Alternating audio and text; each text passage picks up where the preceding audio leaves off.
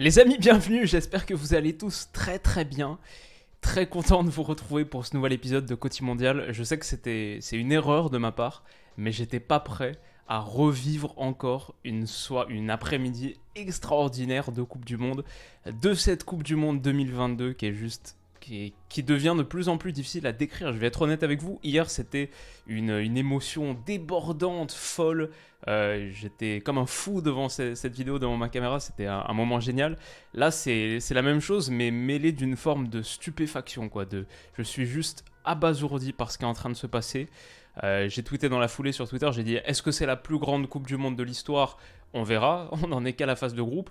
Par contre, est-ce que c'est la plus grande phase de groupe de l'histoire? Bien sûr. Évidemment, c'est un mondial de malade mental qu'on est en train de vivre.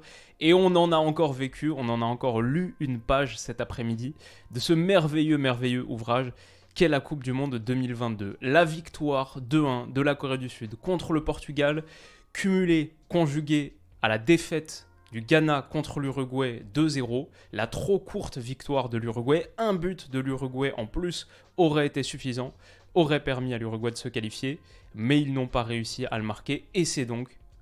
Oula, on a des images du Japon, c'est pas les bonnes images, peut-être qu'on va accéder... Désolé, voilà, encore les images du Japon capturées d'hier, qui permet donc à la Corée du Sud, vous voyez, ils étaient en train de regarder sur l'écran, ils avaient prévu les photographes parce que leur match s'est terminé un petit peu avant, qui permet à la Corée du Sud de se qualifier pour les huitièmes de finale de la Coupe du Monde, en devançant donc l'Uruguay dans un match, un scénario, enfin moi en préambule de cette dernière journée du groupe H, ce que je disais c'est le final entre Ghana et Uruguay, cette dernière journée, revanche de 2010, forcément, enfin moi j'étais sur ce match.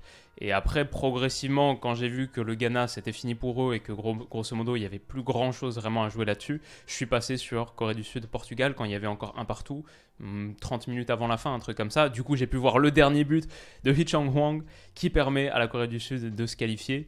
Les larmes de Suarez, mais il y a tellement d'histoires, tellement de mélodrama dans cette rencontre et dans cette dernière journée de phase de groupe parce que Suarez, la main contre le Ghana qui élimine le Ghana en 2010 en quart de finale, bien sûr, vous connaissez cette histoire. Le Ghana, pardon, a encore eu un penalty qu'ils ont encore raté en première mi-temps à 0-0. André Ayew qui prend la charge, qui prend la responsabilité et qui rate le penalty, très mal tiré mais bien stoppé. Ça semblait être déjà, enfin ça commençait déjà sur des bases extraordinaires. Et l'Uruguay fait le taf. Je pense que j'ai inclus quelques chiffres du match un petit peu plus loin. Là, sur les contributions individuelles de chacun, Ghana-Uruguay, victoire 2-0. Le match de GDA, Georgian De Arrascaeta, qui avait fait 30 bonnes minutes, qui était rentré en fin de match. Du coup, c'était contre le Portugal, la défaite 2-0. Il me semble que c'est au dernier match, du coup, que Georgian De Arrascaeta était rentré. Il avait fait une très bonne entrée. Franchement, il avait vraiment changé beaucoup de choses dans cet entrejeu uruguayen qui manquait un petit peu de qualité technique à l'intérieur. Valverde, Bentancur, c'était beaucoup de projections ultra rapides. Mais là, on avait un petit manieur, quelqu'un un petit peu entre les lignes. Franchement, il a marqué son doublé, mais même au-delà, je trouve qu'il était dans la continuité de son match contre le Portugal. Et du coup, la bonne formule avait été trouvée par Diego Alonso, le sélectionneur, sur ce match. Il bat un Ghana plutôt à plat de couture. Ghana qui a été très très en difficulté derrière, défensivement. Franchement, c'est vraiment fou parce que le Ghana, c'était l'équipe à 3 points. C'était l'équipe qui était deuxième de ce groupe avant que ça démarre. Et c'est donc les derniers qui se sont qualifiés. La Corée du Sud, avant qu'on lance, il y a 2 heures, la Corée du Sud était dernière du groupe. Et là, elle finit deuxième dans un scénario absolument rocambolesque, un peu comme le Japon hier. Moi, ce qui me plaît dans la qualification de la Corée du Sud, c'est déjà, je trouve que c'est une équipe assez fantastique à avoir joué sur l'abnégation, sur les qualités de collective, intensité, etc. C'est un peu moins technique peut-être que d'autres, mais ce qui me plaît dans leur qualification, c'est le fait que contre le Ghana, souvenez-vous, au dernier match, leur défaite 3-2, on les trouvait très très mal payés par rapport à la folie qu'ils avaient mis devant le but ghanéen sur les 10 dernières minutes, sur ce temps additionnel. Et c'est ça qui leur permet de se qualifier. C'est les 2 buts qui marquent contre le Ghana, même si ils ont perdu contre le Ghana, ça se joue à la meilleure attaque finalement. Ils avaient fait 0-0 contre l'Uruguay, mais donc à égalité de points, 4 points chacun. Ce qui fait la différence quand c'est à égalité de points, c'est le goal average absolu, donc 0-0 des deux côtés. Bon, déjà, c'est bien du coup qu'ils aient marqué 2 buts contre l'Uruguay, mais ensuite, c'est le goal average particulier entre l'Uruguay et la Corée du Sud. Donc, ils avaient fait 0-0 les deux ensemble. Donc, ça non plus, c'est pas un tie-breaker. Du coup, finalement, on regarde le nombre de buts marqués. Et là, l'Uruguay, qui a attendu la 3e journée de phase de groupe pour marquer des buts, se fait dépasser justement par une Corée du Sud qui a proposé, qui a joué à chaque match. Et notamment contre ce Ghana, où la défaite était sans doute un peu sévère, imméritée. Bon, c'est pour moi une juste récompense du coup de leur dernière rencontre et ça me fait plaisir pour eux en ce sens. Qu'est-ce qu'on peut dire de plus ? Sur le but, le dernier but à la 91e, la percée de Heung-min Son, c'est quand même assez fantastique. Sur ce corner obtenu par le Portugal qui était déjà qualifié, quasiment sûr de se qualifier à la première place tant que le Ghana l'emportait pas. Donc eux finalement, le match, la conséquence, le résultat du match leur importait beaucoup moins. Mais sur ce corner du coup, explosion de Heung-min Son, mais vraiment incroyable, c'est de repousser au premier poteau, il met le turbo, comme je sais plus si c'était contre le Ghana ou l'Uruguay qu'on l'avait vu faire une action similaire, un rush sur 60 mètres comme ça, et ce qui est fou, c'est que met le turbo, met l'accélérateur, tellement vite que c'est forcément un petit peu difficile pour lui d'être suivi, mais il y en a un qui a suivi, Hee Chang-hwang, au milieu de... Regardez cette masse extraordinaire de joueurs. Cette masse incroyable de joueurs portugais autour de Heung-min Son. Enfin, ça aussi, c'est une sacrée capture d'écran. Une sacrée image de ce mondial, surtout quand on connaît le caractère décisif de ce qui va suivre au milieu de cette passe de joueurs entre les jambes en plus. Je pense que c'est de Dalot ou Cancelo. Peut-être pas lui. En tout cas, entre les jambes, la passe superbe pour Hwang qui conclut. Magnifique, finition parfaite. On joue la 91e minute, c'est devant les supporters coréens, délire absolu dans les tribunes, la célébration, les remplaçants qui sortent. Et ouais, voilà, ça c'est le BBC qui mettait cette petite image analysée, 1, 2, 3, 4, 5, 6, ok, on peut compter peut-être le 7e là, le 8e là, bref, au milieu de tous ces joueurs, et les autres coréens sont très très loin. C'est vraiment une action qui se joue à 2 contre 8, un contre joué à 2 contre 8. Il y a peut-être que Heung-min Son qui peut réaliser ce genre de choses. Et c'était fantastique, totalement mérité pour la Corée du Sud. Un autre truc qui m'a plu peut-être juste avant qu'on finisse, c'est que j'ai trouvé le Ghana qui avait la possibilité de remporter ce match initialement, le penalty raté, etc. Mais très vite, il y a les 2 buts de Der Arsketa. Et sur la fin de match, j'avais l'impression de voir un Ghana qui voulait prendre sa revanche de 2010, mais d'une autre manière. Ils ont cherché à planter quand même, ils ont eu une occasion, en toute fin, il leur fallait 2 buts finalement pour se qualifier. Mais un truc qui m'a fait marrer, c'est que sur un coup franc excentré, là on joue le temps additionnel, bon, pour le Ghana, c'est quasiment mort, quoi. Ils vont pas marquer les 2 buts qui leur permettent de se qualifier. Le gardien prenait vachement son temps sur le dégagement. Dans la niche, il avance un petit peu, il la garde tranquille. Je sais pas si les Ghanéens étaient morts, s'il n'y avait pas un ballon de contre-attaque à jouer, mais j'ai la sensation que les Ghanéens, quitte à ne pas se qualifier, pourquoi pas amener les Uruguayens avec eux dans l'abîme, dans l'abysse, dans la fosse. Je sais pas, peut-être c'est n'importe quoi, peut-être je théorise un truc qui a pas du tout lieu d'être, je peux pas du tout le dire avec certitude, et on sait pas, mais pour le rire et pour la dimension comique, je vais continuer à y croire pendant un moment.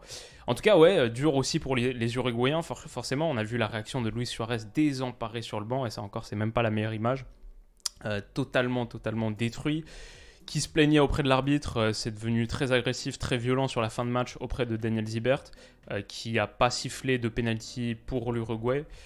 Il y a peut-être une situation litigieuse à la toute fin. Là, sur la toute fin, j'étais plus du coup sur le match de la Corée du Sud. Mais je sais pas, qu'est-ce que vous en pensez ? Est-ce qu'il y avait un penalty pour l'Uruguay ? Si c'est l'action sur Darwin Núñez, celle à laquelle je pense, où il est allé checker l'arbitrage vidéo, pour moi, il n'y a pas penalty là-dessus, perso. Mais pour moi, il n'y avait pas non plus penalty sur Mohamed Kudus en première. Donc peut-être que nos avis divergent. Et bon, j'ai pas ressorti les images pour Kudus, je pourrais vous l'expliquer. Pour moi, c'est assez clair de mon point de vue. En gros, il se laisse totalement tomber. En se relevant, il réclame rien. Il a un peu peur de prendre le carton jaune, qui en plus, il risquerait une suspension en cas de carton jaune, parce qu'il était déjà averti. Il fait un petit pouce à l'arbitre comme ça, en mode « Ok, je me relève tranquille ». Et après, ça va checker l'arbitrage vidéo. Donc bon, perso, pour moi, il n'y avait pas pénalty sur Kudus. Et sur Darwin Núñez non plus, je pense qu'il se laisse tomber facilement. Le tacle est réussi. Il joue beaucoup le penalty. Il y a beaucoup de joueurs qui jouent beaucoup les penalty, qui mériteraient peut-être que ce soit sifflé, mais entre Akram Afif l'autre jour contre, c'était contre l'Équateur ou le Sénégal, je me souviens plus. Et là, du coup, ces 2 situations, pour moi, il y a penalty nulle part. Donc peut-être que je ne m'en souviens pas d'une de l'Uruguay, qui peuvent se sentir floués. S'il y a des Uruguayens dans les commentaires, n'hésitez pas à me le dire. Sans doute, vous aurez sans doute un truc à dire là-dessus. Mais voilà, c'est match incroyable, extraordinaire. Et du coup, pour finir, j'avais juste le enfin là où la Corée du Sud va jouer en tant que seconde du groupe. Ce sera... Est-ce que c'est ici? Ouais, c'est ici. Si je me trompe pas, c'est dans cette partie de tableau, parce que du coup, si le Brésil finit premier, ils sont dans l'autre partie de tableau, et le deuxième de ce groupe joue le premier de l'autre, les matchs qu'on va avoir là dans quelques minutes. Du coup, ouais, vraisemblablement, même si on va pas trop s'avancer, parce que cette Coupe du Monde, il faut rien prédire, mais vraisemblablement, ce serait Brésil-Corée du Sud ici, avec donc Japon-Croatie là. Bon, il va falloir un autre exploit extraordinaire de la Corée du Sud, mais potentiellement, Japon, Corée du Sud en quart de finale. Voilà, on s'avance beaucoup. Mais ouais, totalement dingue. Et du coup, le Portugal dans notre moitié de tableau. France, Pologne, Angleterre, Sénégal, Maroc, Espagne. Et Portugal contre Serbie, Suisse, Cameroun, Brésil. On verra ce soir. On peut plus rien anticiper, on peut plus rien pronostiquer. C'est devenu une telle dinguerie. Mais voilà en gros pour la conclusion de ce groupe H. Les amis, je sais pas ce qui se passe sur cette Coupe du Monde, c'est un plaisir total, hein. On va pas se mentir, c'est un régal absolu. Chaque journée, on vit des émotions de malade mental. Comment est-ce que vous caractérisez tout ça? Comment est-ce que vous jugez tout ça pour vous? Qu'est-ce que vous pensez de cette Coupe du Monde? Qui évidemment, les conditions extrasportives étaient si spéciales, si dramatiques, en plein hiver, donc c'est plein de choses qui au départ, pour certains, nous hypaient pas tant que ça. Mais là, qu'est-ce que vous en pensez après 10 jours, 12 jours? Ouais, c'est quoi votre sentiment global par rapport à cette Coupe du Monde? Et si vous voulez me parler du Portugal, de l'Uruguay, de la Corée du Sud, du Ghana, n'hésitez pas. On se retrouve ce soir, peut-être pour faire la conclusion du groupe G, du coup. S'il y a une autre folie, s'il n'y a rien de très spécial, mais quoique, il y a Suisse-Serbie, et ça, c'est forcément un choc et un affrontement. Donc, ouais, il y a quand même des chances qu'on fasse une vidéo sur la conclusion du groupe H. Mais j'ai encore 3 autres vidéos là qui vont sortir dans les... Bah, je pense que dans 24 heures, là, demain soir à minuit, si tout va bien, il y aura 4 ou 5 vidéos supplémentaires qui seront sorties. Les huitièmes de finale, mes pronos pour les huitièmes de finale, pour tous les huitièmes de finale, un truc spécial que je suis en train de vous préparer, que j'ai hâte de vous montrer, et du coup la conclusion de ce groupe G. Voilà, si vous voulez voir ma preview, même si ça sert plus trop à grand chose maintenant, mais ma preview du dernier groupe, pour dans quelques minutes, n'hésitez pas à aller en ligne. Ou si vous voulez voir là où je me suis trompé sur tous mes pronos, spoiler, beaucoup. Et par contre, la preview de France-Pologne, celle-là, elle est encore valide et pertinente pendant quelques jours. Si vous voulez allez la voir, elle est aussi disponible sur ma chaîne.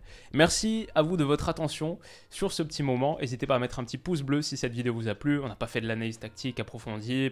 Voilà, je pense que l'analyse tactique, tout ça, ça passe un peu au second plan sur cette Coupe du Monde, sur cette 3e journée de phase de groupe. En tout cas, on y reviendra bien avec les 8e, qui seront là des vrais affrontements où on aura le match unique en face des yeux. Pour vraiment, puis des gros chocs, des cadors, etc. Ouais, ça va être trop fun. Mais cette 3e journée de phase de groupe, on la vit plus en mode multiplex. C'est les émotions, la résolution, le dénouement. Et c'est plutôt plaisant. Dites-moi ce que vous en avez pensé. On se retrouve très vite pour la prochaine vidéo. Prenez soin de vous et de vos proches. Et à tout à l'heure. Bisous.